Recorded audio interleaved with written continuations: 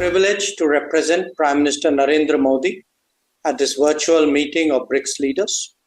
I convey his warm greetings to all of you. The state of the world today, Excellencies, is a cause for genuine concern.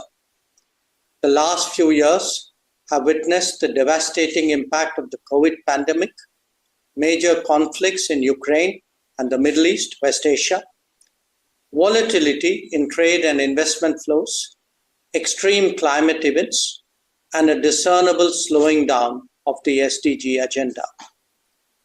In the face of these challenges, the multilateral system appears to be failing the world. That so many serious stresses are being left unaddressed is understandably having consequences for the global order itself. It is this cumulative concern that BRICS is now discussing. Excellencies, the members of BRICS represent a broad diversity of societies who are nevertheless deeply affected by these developments. Even in the past, our endeavor has been to find common ground between our respective national policies and to act on that basis. Today, the focus is on stabilizing the international economy and the world order.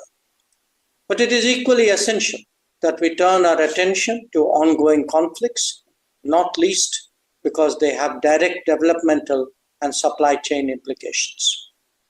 Furthermore, as we head towards the next UN General Assembly session, an exchange of views on reforming multilateralism would be appropriate. The world, as a collective, is seeking a stable and predictable environment for trade and investment. At the same time, it is imperative that economic practices are fair, transparent, and to everyone's benefit.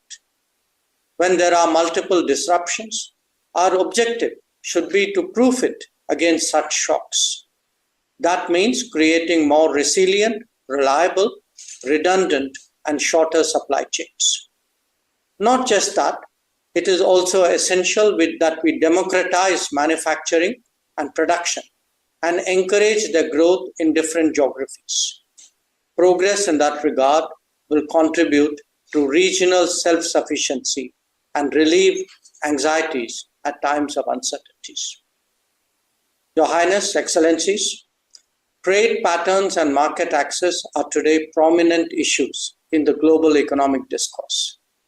The world requires constructive and cooperative approaches to promote trade that is sustainable. Increasing barriers and complicating transactions will not help. Neither would the linking of trade measures to non-trade matters. The BRICS itself can set an example by reviewing trade flows among its member states. Where India is concerned, some of our biggest deficits are with BRICS partners, and we've been pressing for expeditious solutions. We hope that this realization will be part of the takeaways from today's meeting.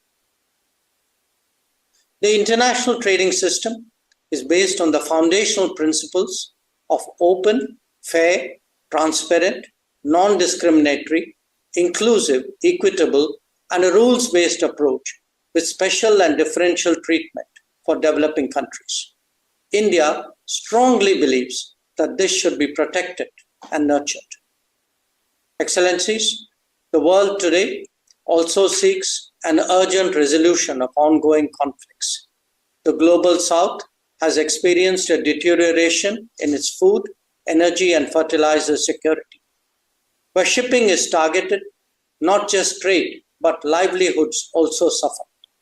A selective protection cannot be a global answer. An early end to the hostilities and undertaking diplomacy to ensure a durable solution is the obvious pathway before us. The working of international organizations in the last few years has witnessed major shortfalls in many areas. On key issues, we have unfortunately seen that gridlocks have undermined the search for common ground. These experiences have only made the case for reformed multilateralism generally, and that of the United Nations and its Security Council specifically, more urgent. The BRICS have taken a positive view of this need for reform and we expect that it would collectively become a strong voice for much awaited change. Excellencies, even as the world grapples with policy changes, we must not lose sight of bigger concerns, especially climate change. Sadly, both climate action and climate justice are currently slipping in global priorities. We need new thinking and initiatives as well. I commend the International Solar Alliance, the Coalition for Disaster Resilient Infrastructure, and the Global Biofuels Alliance for your consideration. In conclusion, let me again thank President Lula da Silva for convening us today and for the opportunity to present India's views and positions.